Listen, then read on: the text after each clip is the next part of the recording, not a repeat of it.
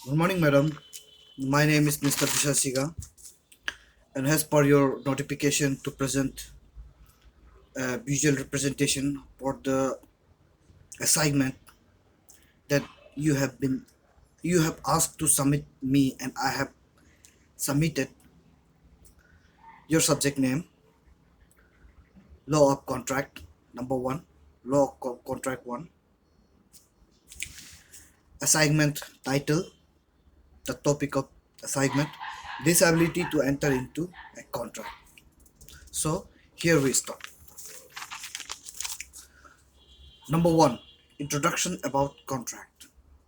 The, the term contract is derived from Latin word contractum, which means drawn together.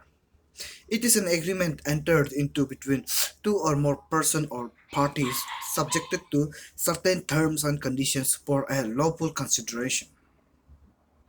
According to Section 10 of the Indian Contract Act 1872, a contract to be valid, the parties must be competent to contract.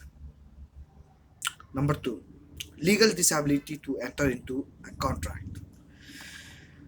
There are three main criteria under which a contract can be termed invalid. That is, minor, persons of unsound mind, and person disqualified by law. Now, getting little more into details of the kind of persons disqualified. Let's start with number one. Number A, it's minors. According to Section 3 of the Indian Majority Act 1875, a minor is a person who has not completed the age of 18 years. Minors agreements, little about minors agreements. Section 11 expressly provides that a person who has not attained the age of majority according to the law to which he is subject is incompetent to enter into a contract. Now, getting into contractual capacity of a minor, how can it be termed, uh, and how can it be called invalid? Number one, contractual capacity of minor with case reference. Under it, number one, void ab initio. Its reference can be found in Mohiri versus Dharmadas Ghosh 30 CAL dot 539 PC. Number two, promisee or beneficiary. Case reference Raghava Chariyar versus Srinivasa AIR 1917 M 630 FB. Furthermore, number three, no ratification. Case reference Surat Narayan versus Sukhu Ahir ILR 1928 51 AII 164. Number 4, no restitution. Its case reference Leslie versus Sale 1914 3 KB 607. Number 5, no estoppel. Case reference Nawab Sadiq Ali Khan versus BB Jai Kisori 1928 PC 159. Number 6, no specification. Since we don't have any case reference for it, we're gonna get it into we're gonna get its meaning and little explanation about no specific performance. It's number 6. A minor cannot be sued for specific performance of the contract. A minor's agreement being void cannot be specifically enforced, but agreements in favor of the minor are perfectly valid. In other words, agreements which are beneficial to the minor are valid. The only difficulty is that a minor cannot claim specific performance of an agreement because specific performance, being an equitable remedy, can be granted only when there is mutuality, that is, when each party is entitled to the remedy. Number 7. No vicarious liability of parents or liability of minors when a minor enters into a contract, or when a person enters into a contract with a minor, the parents of minor are not liable to pay in place of minor. Its case reference can be found in Kedarnath versus Ajundia 1883 PUNJ dot REC 165. Number B, under person disabled to enter into a contract. Number B is persons of unsound mind. According to Section 11 of the Indian Contract Act 1872, persons of unsound mind are not competent to enter into a contract.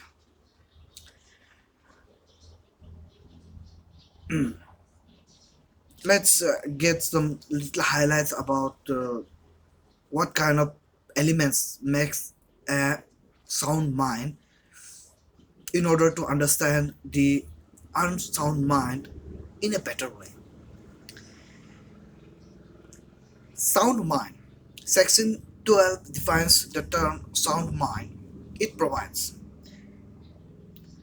a person is said to be of sound mind for making a contract if at that time at the time when he makes it he is capable of understanding it and of forming a rational judgment has to its effect upon his interest.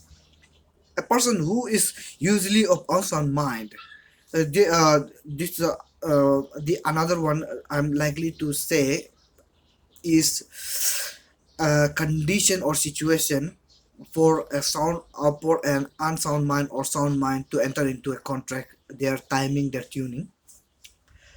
Now, situation one, a person who is actually of unsound mind but occasionally of sound mind may make contract when he is of sound mind. So here is the situation. Even an unsound mind person can enter into a contract when he is of sound mind. That's a unique thing. Another situation is a person who is usually of sound mind but occasionally of unsound mind may not make a contract when he is of unsound mind.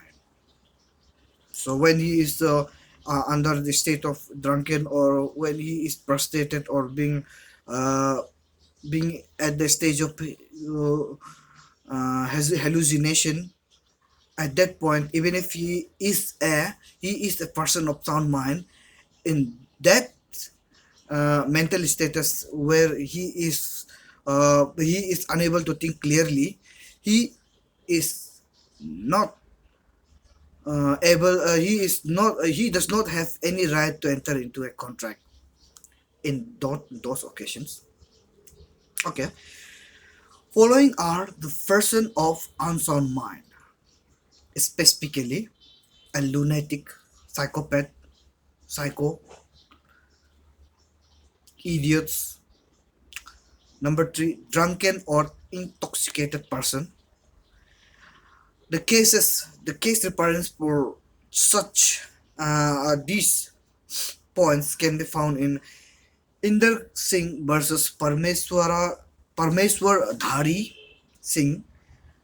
Inder Singh versus Parmeswar Dhari Singh.